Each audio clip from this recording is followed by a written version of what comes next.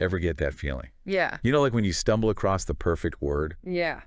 and like you instantly feel smarter just like knowing it. Oh, absolutely.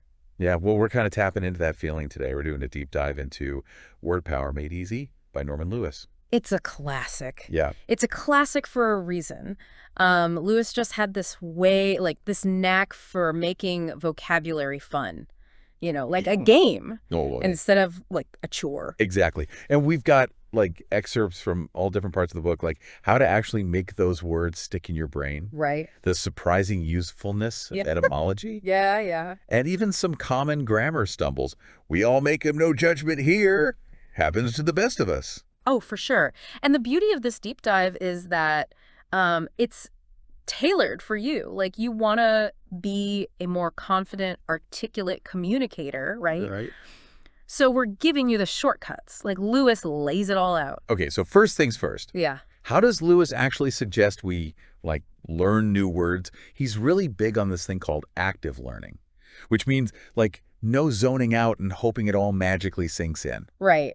Think of it this way. Like if you're trying to learn a new dance move Okay. just by, watching someone else do it, Right. you got to actually move your body. Yeah. You got to practice. You got to make mistakes. That's how it sticks. Yeah. Active recall. That's what Lewis calls it. And he's got your back. He, like, even suggests specific times to go back and revisit the words you've learned.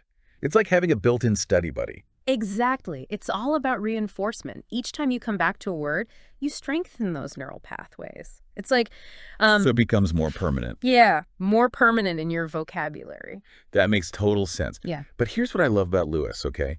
He doesn't just, like, throw definitions at you. No, He uses what he calls the idea-first approach. it's so much more engaging. Right. Yeah. He weaves these words into these captivating little stories, these scenarios. So you're learning, Yeah. but you're not even realizing how much you're absorbing. Right. It's really clever. It's really clever. So, for example, there's this whole chapter about liars, right? Oh, yeah. And through these almost comical situations, you pick up words like notorious, consummate, but in a way that just sticks. Yeah, and it plays into how our brains are wired. Yeah. Right? We remember narratives, we remember connections Yeah. much more easily than just isolated facts. That's like sneaking vegetables into a smoothie. You get all the good stuff without realizing it. right. And speaking of connections, I am a sucker for a good origin story. Right. And Lewis was way ahead of the game with this emphasis on etymology. Oh, absolutely. It makes all the difference. Understanding where a word comes from, it's like unlocking this secret door in your brain. Yes. And suddenly all these other words, other concepts, they start making sense Yes. in relation to it. It's like that aha moment when you realize, like, introvert, extrovert both have that root vert, meaning to turn. Right. One turns inward, one turns outward. Bam. It clicks. And that click is what makes it stick. Right. Rote memorization will only get you so far. But when you understand the why behind a word, Yeah. its history, its connections, it becomes part of your thinking. It becomes part of you. Yeah. Okay, so we've talked about how Lewis says we should learn words, but what's the payoff? Why should we even care about having this killer vocabulary? It's not just about, like, sounding fancy at dinner parties. Right. A large vocabulary is like having this high-powered toolkit for your mind. Okay, yeah. You can think more precisely, express yourself more clearly, even grasp subtle nuances you might have otherwise missed. So those aha moments we talked about. Good vocabulary is a direct route to more of those. Totally. Think of it this way. The more words you have at your disposal, the more precisely you can articulate your thoughts and your feelings. Right. And the better you'll be understood by others. It's like upgrading from, like, blurry vision to high definition. Suddenly you're just seeing the world in a whole new light. Exactly. And let's be real, being able to whip out the perfect word at the perfect time, total confidence booster. Oh, yeah. Whether it's like a work presentation or just a casual conversation. Absolutely. It's about owning your communication, knowing that you have the tools to express yourself effectively, no matter what the situation is. In any situation. Yeah. So we've covered Lewis's strategies for, like, expanding your word arsenal. But he doesn't stop there. He also dives into those pesky grammar gremlins. Yes. The ones that can trip up even the most seasoned word nerds. Because let's face it, grammar matters, right? Yeah. It's the glue that holds language together. Right. And using it correctly can make a huge difference in how you're perceived. Totally. And Lewis doesn't shy away from those common errors. We all sweat a little, like me versus I. He gives this great example. Everyone likes you, but... And you just know it should be me. But Lewis explains why in such a clear, easy-to-understand way. And that's the beauty of his approach. He doesn't just throw rules at you. He breaks them down Yeah. so they make sense, Right. so you can apply them confidently in your own writing and your speaking. Okay, get ready for this. Yeah. He tells this hilarious anecdote about an editor who overused the words nice and lousy. Oh, yeah, yeah. And it just really highlights how a limited vocabulary can hold you back. It's like having this whole box of crayons, but only using the same 2 colors. Right. The more words you have, the more precisely and vividly you can express yourself. So true. And then there's the eternal struggle, who versus whom. Even Lewis admits this one trips people up.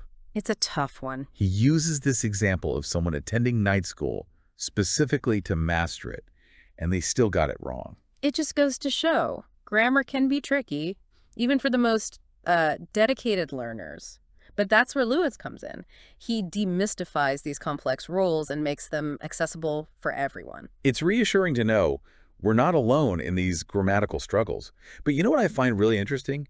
Lewis acknowledges that language isn't static. Right, right. What's considered correct can actually change over time, It does. It evolves. depending on the context. Absolutely. He's a big proponent of what's called descriptive grammar, which essentially says that language is defined by how people actually use it, Oh, interesting. not just by like rigid rules set in stone. Okay, so like common usage. Exactly. Like- Like how we organically use language. It's like he's giving you permission to be flexible and adaptable with your language, which I love. Exactly. And he gives clear examples of how formal and informal language differ. It's about choosing the right tool for the job. 100%. Okay, are you ready for some more of those etymological gems? Oh, yes, please. This is where Lewis really shines. Okay. He's the best. In making words memorable. Like, did you know that the word sycophant, someone who's all flattery and brown-nosing, Right, right. it comes from the Greek for fig shower. It's such a vivid picture. Yeah. You can practically see this person, like, Showering someone with figs. yes, trying to win their favor. I know. It makes you see the word in a whole new light. Absolutely. Or how about the word guppy? Those tiny little fish, named after a guy named, wait for it, R.J. Lechmere Guppy. Words have this amazing power to immortalize people, places, And events. and events, yes. And Lewis gives another great example. Nicotine. Yep. Traces back to a 16th century French ambassador named, you guessed it, Jean Nicot. Of course. Big advocate for tobacco, and his name became forever entwined with it. It really highlights the interconnectedness of, like, history, culture, and language. It's all a web. Yeah. Okay, before we get too lost in the weeds of word origins, let's bring it back to the big picture. You're listening to this because you want to boost your vocabulary. Right. Lewis emphasizes that vocabulary building isn't a destination, it's a journey. It's a continuous process of discovery. And it should be fun. It's like It should be fun. it's like the snowball effect, right? That he talks about. The more you learn, Ooh, I like that. the easier it becomes to learn even more. They start to connect and build on each other. So it kind of snowballs. Yeah. I love that. Okay, that's incredibly motivating. But before we get too far ahead of ourselves, All right. right, like it all builds on itself. Exactly. That's so cool. It's like he compares it to a snowball rolling down a hill. Okay. It starts small, but as it picks up momentum, it gathers more and more snow. Right. Becomes bigger and bigger. So our vocabulary, has the potential to grow exponentially over time. Exactly. The more words you learn, the easier it becomes to learn even more. They start to connect and build on each other. Okay. That's incredibly motivating. But before we get too far ahead of ourselves, let's dive into some more of those practical tips Lewis offers.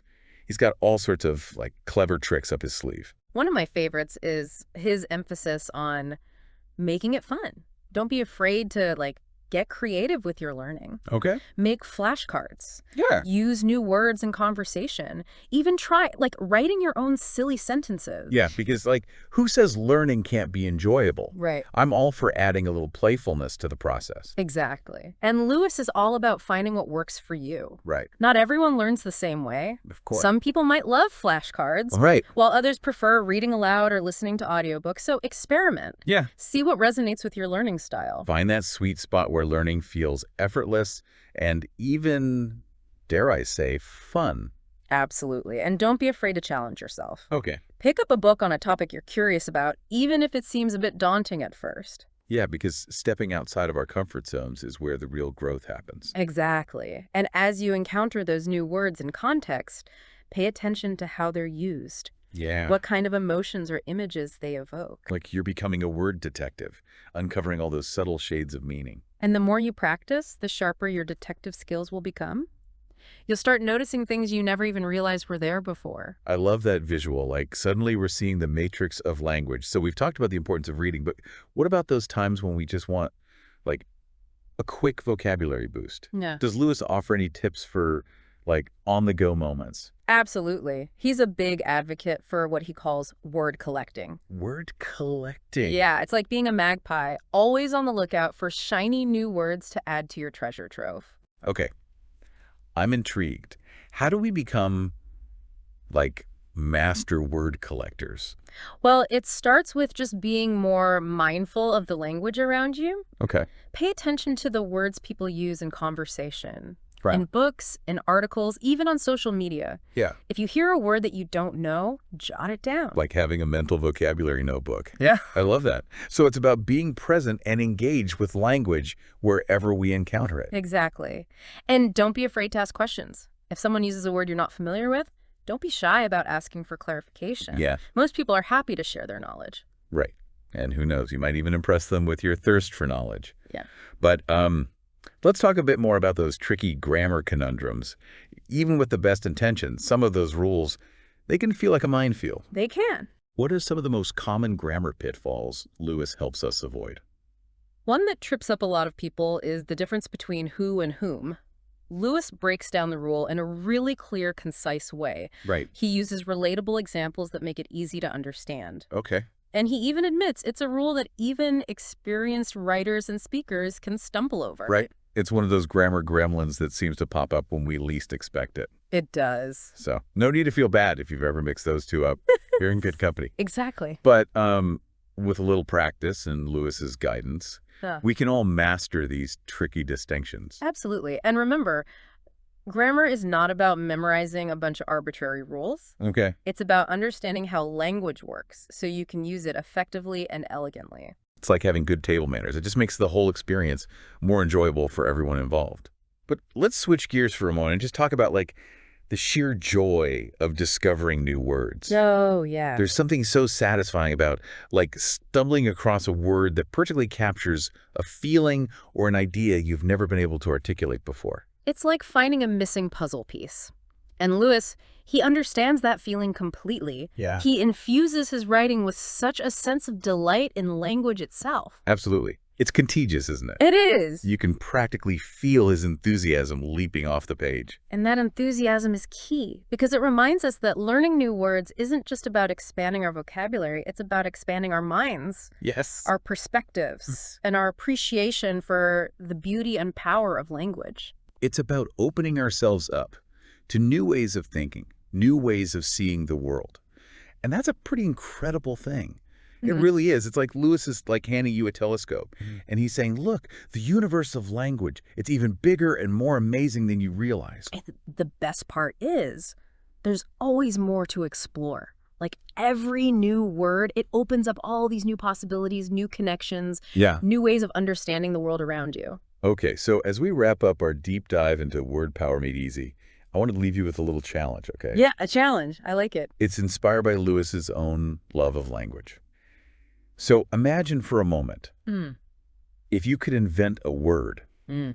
what would it be? Ooh, that's a good. What gap in our current vocabulary would it fill? I like that. Would it be a word to describe a feeling you've never quite been able to put into words? Right. Or maybe a word for like a new technological innovation, something we haven't even dreamt of yet. I love it. Let your imagination run wild with this one. And if you're feeling brave, share your invented word with us on social media. We'd love to see what linguistic gems you all come up with. Because ultimately, that's what Lewis's work is all about. Embracing the power and the playfulness of language. Yes. He reminds us that words are tools, but they're also sources of endless fascination and delight. So keep exploring, keep playing, and keep that vocabulary muscle flexed. Yes. And if you're hungry for more deep dives into fascinating topics, you know where to find us. Subscribe to The Deep Dive wherever you get your podcasts. And join us next time for another adventure in knowledge. See you next time. Until then, happy wordsmithing.